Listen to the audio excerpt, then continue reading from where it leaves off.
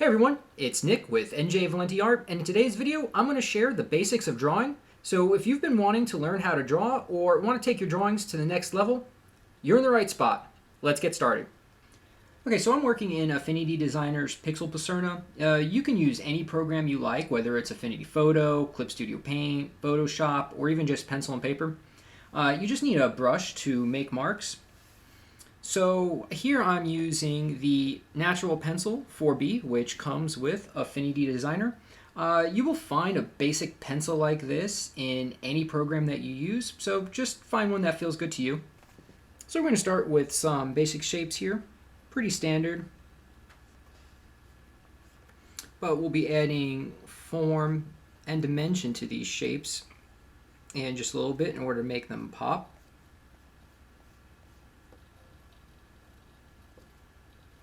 So we've got most of our pretty standard shapes here. Let's do a couple of beanbag shapes, similar to our exercise drawing video. Now, if you've been practicing from the drawing exercises video, which I will link in the description below, where we created those random shapes and then added the form. So if you've been practicing with that, this will definitely be a breeze. We're just going to start adding our cross contour lines, and that'll start adding some form and giving us some dimension to the piece. So for the circle here, we're kind of just going to wrap around it as if we were trying to cut that circle in half. So this would be the main center line, and we'll do another one lengthwise. All right, so then that would be, say, like the center of the circle there. For our square, which we'll get into perspective a little bit more in another lesson, but for now, we're just going to take these three corners and we're just going to pull them back to the distance. We want them to kind of come in towards each other just a little bit. Again, we don't need to be perfect here. This is just kind of getting the idea of creating or turning 2D shapes into 3D shapes. For the triangle, we could kind of just bring a line straight down from the top point anywhere along the base for now. Our cylinder, we can make our cross contours here. Let me see how that lines up like that there. We'll come down to our beanbag shapes.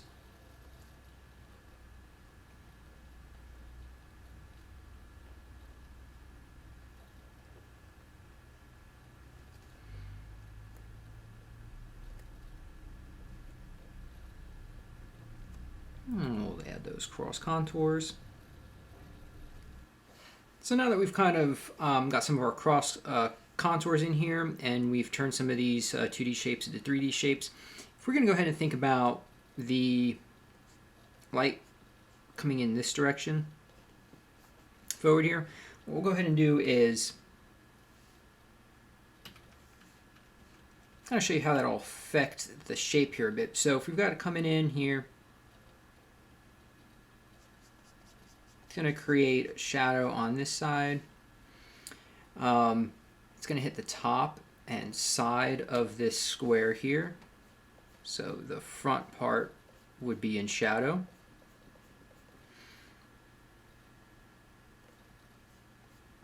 Same with our cylinder shape here. This front section would also be in shadow.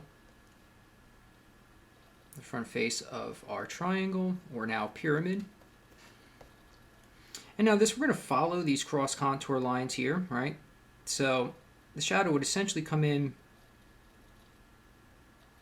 here, follow this one around, shading this whole side of that beanbag shape.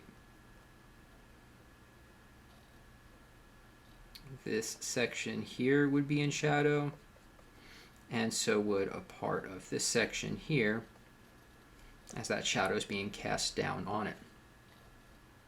So essentially what we end up having here is our light and shadow side. Now, as the light transitions into shadow, where the light actually becomes the shadow shape here, that line is called the terminator line. That's where the light turns into the shadow. Now this terminator line, this first line right here, will be the darkest. The rest of the shadow will be a little bit lighter. So this will be the darkest part of the shadow. And essentially what we have here is just the darkest part as light continues to wrap around the object and to bounce off of whatever might be behind the object. So some light will filter back into this section down here. So that's why the terminator will always be the darkest. Same here as the light kind of will wrap around this other side of the cylinder. So this light is wrapping around. It's hitting the object and wrapping around.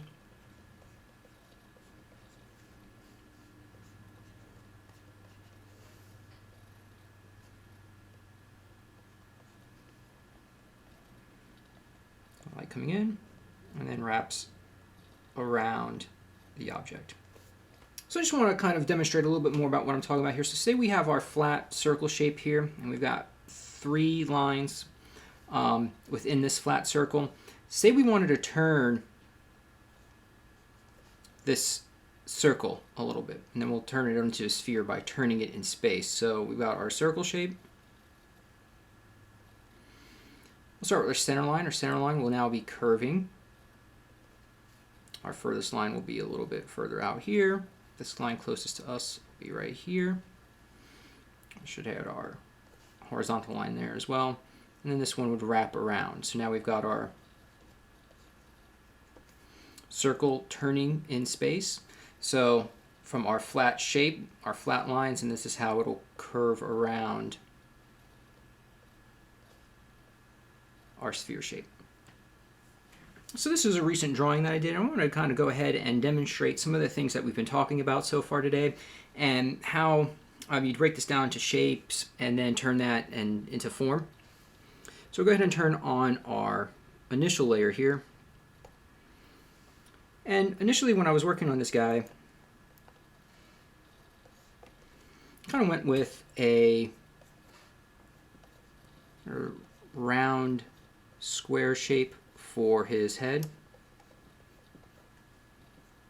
Center line here.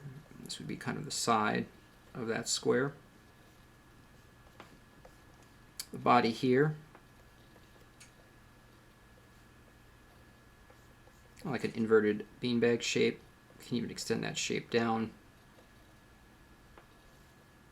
So now we got a little beanbag shape in here. The legs would be cylinders.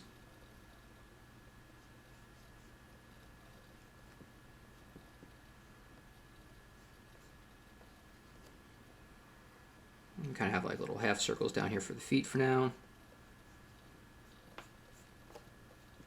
Cylinder for the other leg. And you can see, we get the basic shape in here, and then when we come back and refine the drawing later, which we'll do in another how-to video, we can kind of push these shapes a little bit more. I have a cylinder for his arm as well.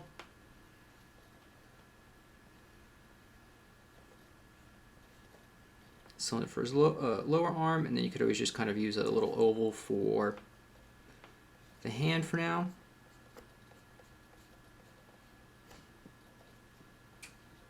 More cylinders.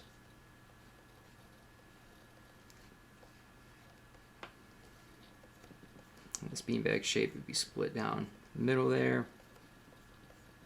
And you have the side there. So this kind of gives you an idea of what our simple shapes would look like. And then we can start adding more of our cross contours and giving it some more form.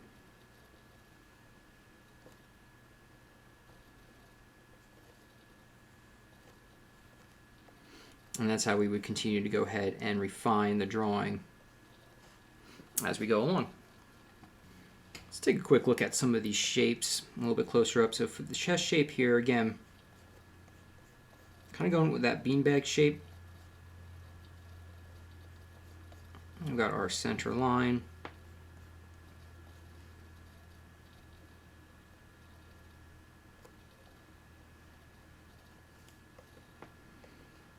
We've got our cylinders for the legs. And then our arms as well.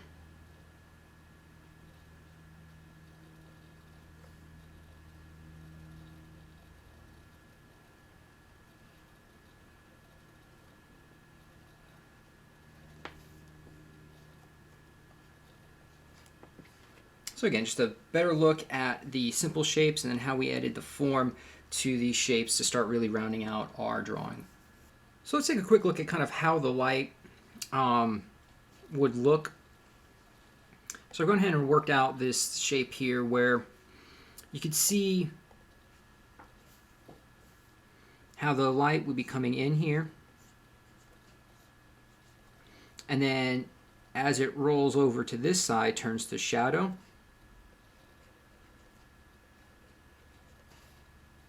And you can see that happening on all of the forms. So the light will be coming in. So the blue area is where the light is hitting. This would be our light areas. The red is then the shadow areas. So you can see kind of how we take these basic shapes, how we've broken them down, and then how this side here would then be in shadow. That side here of the cylinder would be in shadow, so on and so forth. I will have all of these pages on my Patreon page. I'll have that link in the description. They'll be free, so if you want to hop on there and download these sheets, that way you can have them right there to look at as you're doing any of this practice. So real quick, I just want to talk about another aspect to give some more dimension to our drawings, and then how you'll see it in the drawing that I was just showing you. One way to do that would be, pixel layer. So if we have a circle,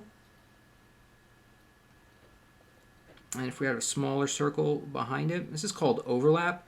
So this larger circle in front is in front of this circle behind. So this will give us some perspective, which we'll go into in more detail in another lesson. But this gives some perspective. So for instance, on the drawing we were just looking at,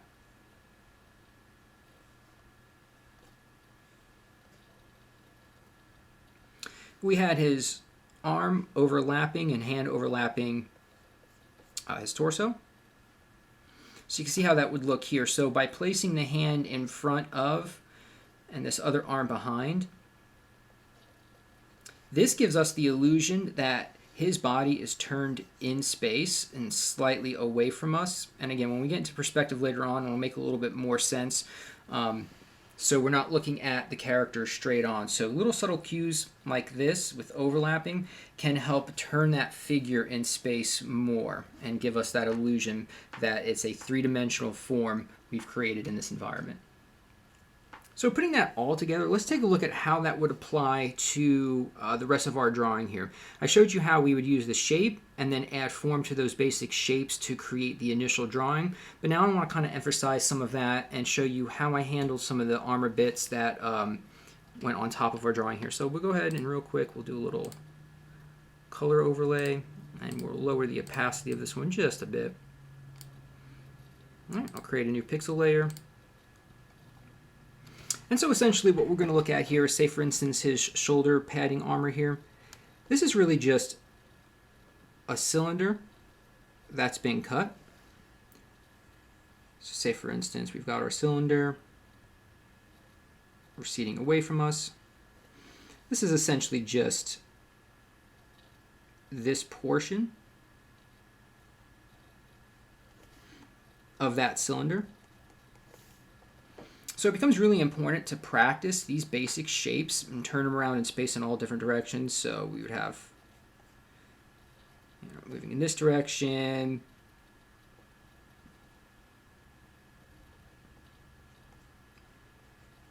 moving in that direction away from us. Practice different lengths and different situations.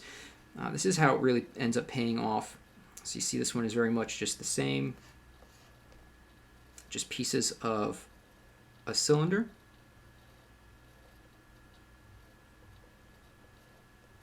For those shapes.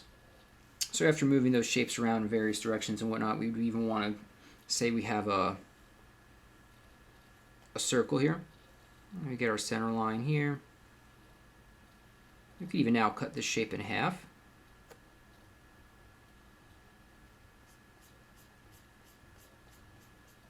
And that's another form of practice as well. So the more you play with these basic shapes, turn them in space, cut them in half, take chunks out of them, the more comfortable you'll be with all of this. And as opposed to coming into a situation, you'll be more equipped to handle it efficiently right off the bat without having to redraw it a whole lot. So even say we've got our basic square head shape in here. We've got our center line set up. It's kind of broken down a little bit here. This headband of his will just be a ellipse that sits on top of his head. We've got our main beanbag shape of the body here.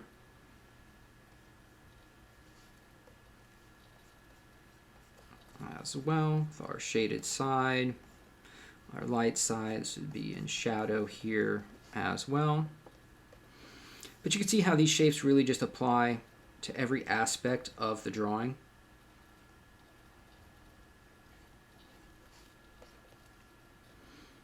And then how, once we have like this basic shape of the cylinder in here, how these other shapes, part of his armor, will wrap around and curve around these shapes.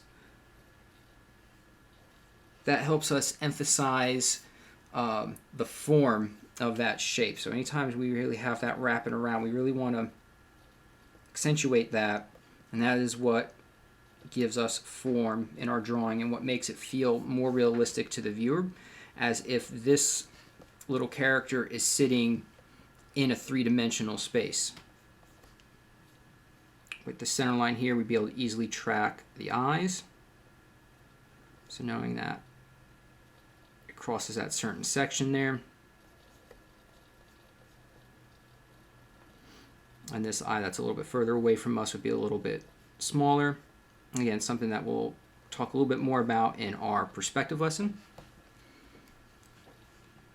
But just a breakdown of how the shapes and forms that we've been using so far, how you put it all together and use it within a drawing. Here's a look at the actual drawing process. Look for the techniques that we talked about today, and if you have any questions, let me know in the comments. Again, I will have a link to all of these worksheets in the description below. It'll link to my Patreon page. They will be available for free, so go and check it out. Thank you so much for watching. Don't forget to subscribe, like, and hit the bell so you don't miss any new videos. Until next time.